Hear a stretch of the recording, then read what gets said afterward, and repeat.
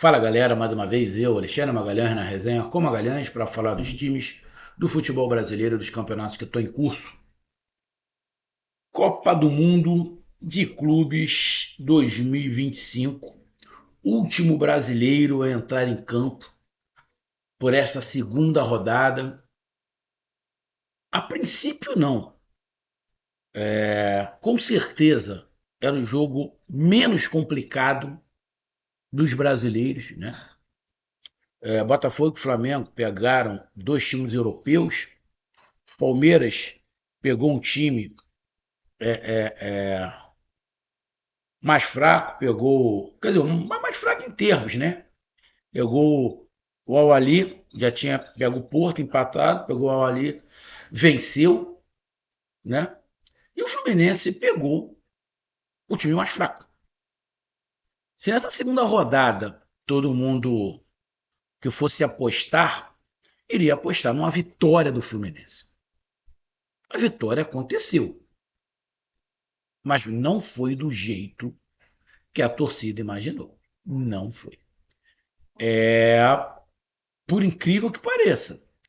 Apesar do Flamengo ter jogado com o Chelsea, o Botafogo com o PSG, o Palmeiras com o Al-Ahly,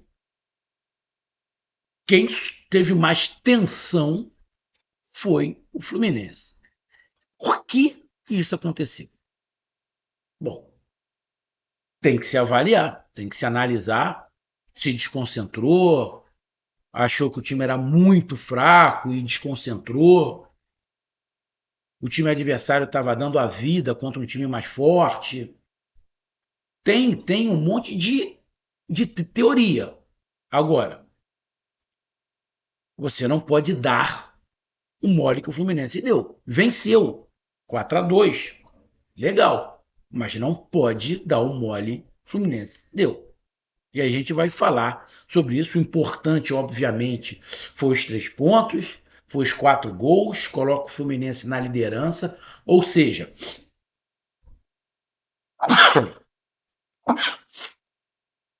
o Fluminense se junta aos outros 3 brasileiros, né, que são líderes do seu grupo. Espetacular. Espetacular a campanha brasileira. Mas o jogo do Fluminense nessa rodada, indiscutivelmente, era o mais fácil. Venceu, fez 3 pontos, mas ficou uma pulga atrás da orelha para o próximo jogo e, obviamente, para a próxima fase que a gente acredita que o Fluminense irá passar. A gente vai falar aqui sobre a classificação. Então, Fluminense 4, o San Hyundai 2. O San Hyundai já está eliminado, porque tem 0 pontos, só falta uma rodada. Fluminense e Borussia já tem 4 pontos, então o San já é um dos times eliminados. Igual a gente já tem aqui o Auckland City, também com 0 pontos, já está eliminado. Né? Os outros grupos ainda não, mas já temos 2 eliminados, né, matematicamente, e temos um classificado em primeiro lugar, que é justamente o time aqui do Rio, o Flamengo. Então vamos falar sobre esse jogo do Fluminense. Então eu peço a você, meu amigo torcedor tricolor, e vocês, meus amigos que estavam torcendo contra o Fluminense aí, né? Os secadores. Eu peço que você curta, compartilhe, inscreva-se no canal, dê o seu like, ative a notificação, coloque seus comentários. Se você quiser ajudar o canal a crescer, você pode dar através de Pix, que é o número do nosso WhatsApp, você pode dar através do Superchat, quando estiver fazendo lives, e você pode dar através de Clube de Membros, canal Resenha com Magalhães, aqui embaixo de azul. E agora você pode ajudar através do Valeu, que é esse coração de cifrão pelo lado compartilhar. Mais uma coisa, não deixe de se inscrever no canal, que mais da metade da galera que acompanha o canal não é inscrito. Então dá essa moral pro canal, inscreva-se no canal. E não se esquecendo da nova forma de você ajudar o canal a crescer, que é através do Hypar, tá? Quando você clicar lá no curtir, vai aparecer uma janelinha escrito Hypar. Aí você vai lá, clica, que essa é uma maneira de você pontuar o vídeo que você está assistindo. Consequentemente, isso faz o canal crescer. E essa pontuação você pode fazer 3 vezes durante uma semana. Ou seja, você pode hypar o mesmo vídeo 3 vezes durante 7 dias. Beleza? Então vamos lá, cara. Vamos aqui logo para a classificação, tá? O Fluminense tem 4 pontos no grupo F, tá?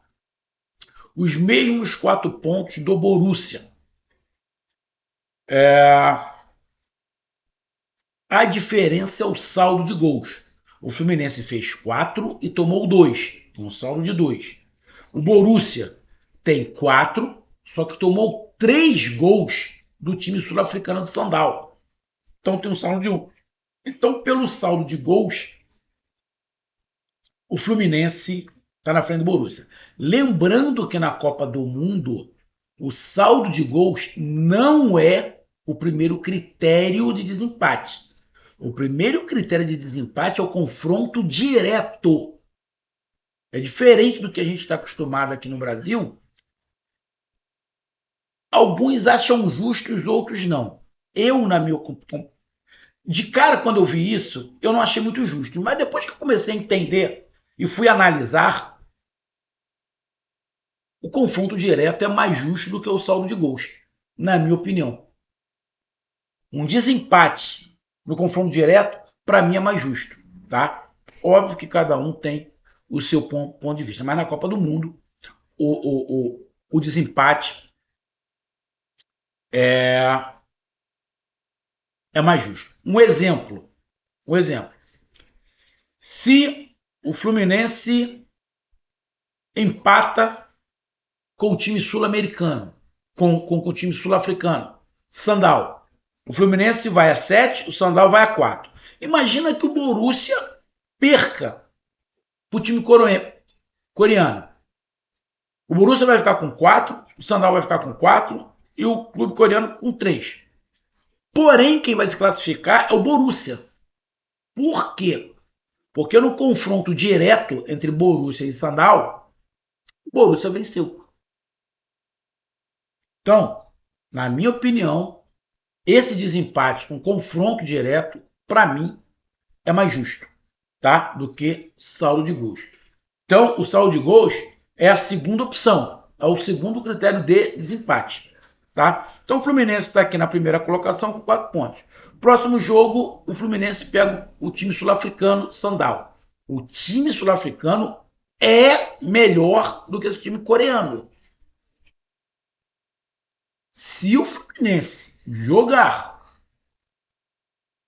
espaçado do jeito que jogou este jogo, o Fluminense vai se enrolar com esse time sul-africano. Vai se enrolar. O Fluminense joga pelo empate para classificação. Para ficar em primeiro, tem que ganhar. O problema todo do Fluminense é que o Borussia joga contra o time coreano, que é o mais fraco. A probabilidade do Borussia golear o time coreano é maior do que a do Fluminense golear o time sul-africano, porque o time sul-africano é melhor. Tá? Então, vai ser outro jogo, que não é nenhum time conhecido, não é nenhum time que a gente fale, esse.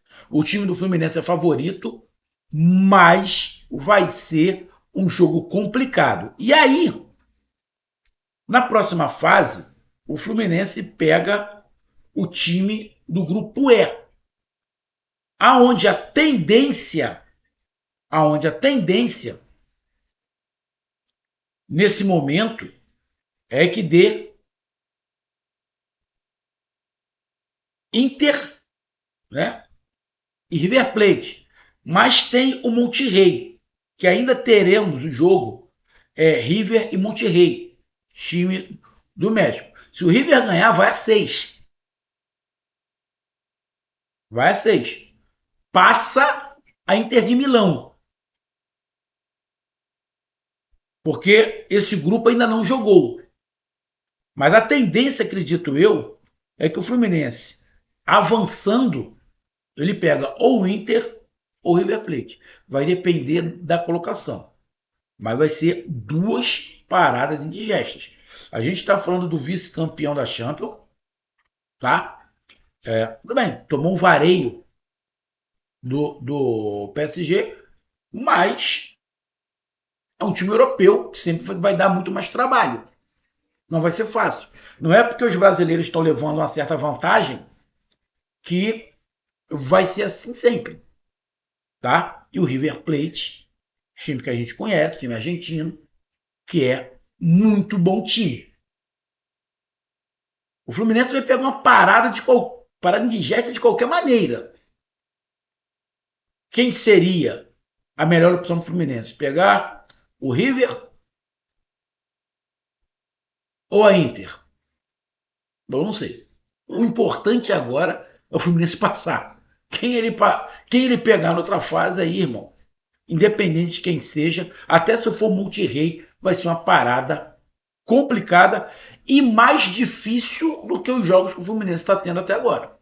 Que o jogo contra o Borussia, o Fluminense dominou. E o time coreano e o sul-africano são times mais fracos. Mas o Fluminense quase que se enrola hoje. E aí a gente vai pro jogo, né? Obviamente que todo mundo esperava o Fluminense ganhar. Todo mundo esperava o Fluminense ganhar.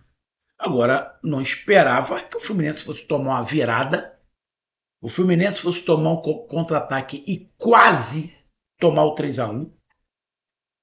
Ninguém esperava que o Fluminense contasse ali com a ajudinha do juiz para não dar o pênalti, porque se é aqui no Brasil, dificilmente não seria pênalti. Que apesar do Fábio tocar na bola, a perna do Fábio toca no cara, na sequência. Para mim, o árbitro acertou em não dar o pênalti. Entendo o que eu estou falando. Para mim, o árbitro acertou, porque o Fábio vai na bola. E aí, na sequência, acerta o jogador que até saiu de campo, né? Mas eu acho que aqui no Brasil, dependendo do árbitro, ele ia dar o pênalti. Porque o Fábio não segurou a bola, eles iam criar alguma coisa. Então, o Fluminense deu margem para um time fraco da Coreia, quando estava 2-1, de ter oportunidade de aumentar o placar. O Fluminense poderia estar amargando a derrota para um time coreano. E o Fluminense está numa situação complicadíssima, que é ficar com um ponto na última colocação do grupo. Então, cara, o Fluminense foi superior? Foi. O Fluminense chutou 25 vezes, 8 em direção ao gol. O Fluminense teve 70% de posse de bola. O Fluminense acertou 90% dos passes. O Fluminense só fez 4 faltas o jogo inteiro. O Fluminense teve 12 escanteios. Ou seja, o Fluminense foi superior. Isso é incontestável. Agora, a construção desse 4-2 é que ninguém esperava. Faz um golaço de falta com Arias, depois toma uma virada com gol de cabeça, o cara dando um peixinho, ninguém marcando. Fluminense ficou perdido. Vai pro intervalo tomando 2-1 de um time fraco, que é esse time coreano. Quase que toma um gol de contra-ataque. Poderia ser o 3-1. E aí o caldo ia entornar de vez. E aí consegue, né, empatar com o Nonato. Aí o Freitas faz o terceiro. E no final, o Keno faz o quarto gol. Renato faz uma troca no intervalo, tira o Ganso e bota o Everaldo. Sinceramente, o Everaldo e um Cone é quase que a mesma coisa. Né? Já estão criando até o hashtag chuta Everaldo. Né? Porque o Everaldo e um Cone, cara, sinceramente, eu não entendi direito o que o Renato queria com o Everaldo. Tá?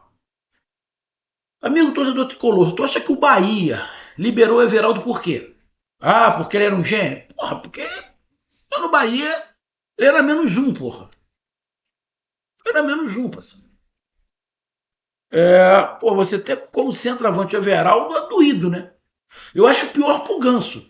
O Ganso sair de um jogo, ser substituído pelo Everaldo, é quase que humilhação, porra. Na boa, é quase que humilhação. Também eu entendo que o Ganso não tem o ritmo de jogo, os coreanos correm pra cacete, ele tá sem ritmo de jogo. Beleza. Pô, mas não dá pra ter colocado um outro cara no lugar dele? O Everaldo não ajudou, ser bem sincero, e absolutamente porra nenhuma. Então, cara, o Fluminense vence por 4-2, mas não foi do jeito que se imaginava. E eu vou ser bem sincero, um grupo esquisito. Borussia Dortmund toma três gols, três gols do time sul-africano. Ganha de 4-3 no desespero.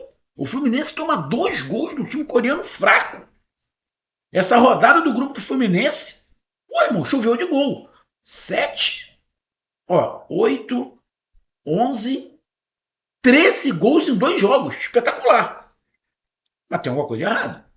Fluminense e Borussia não pode tomar essa quantidade de gols de dois times limitados como são, como é o coreano. O africano é até menos. É até melhor do que o coreano. Esse time coreano é bem limitado.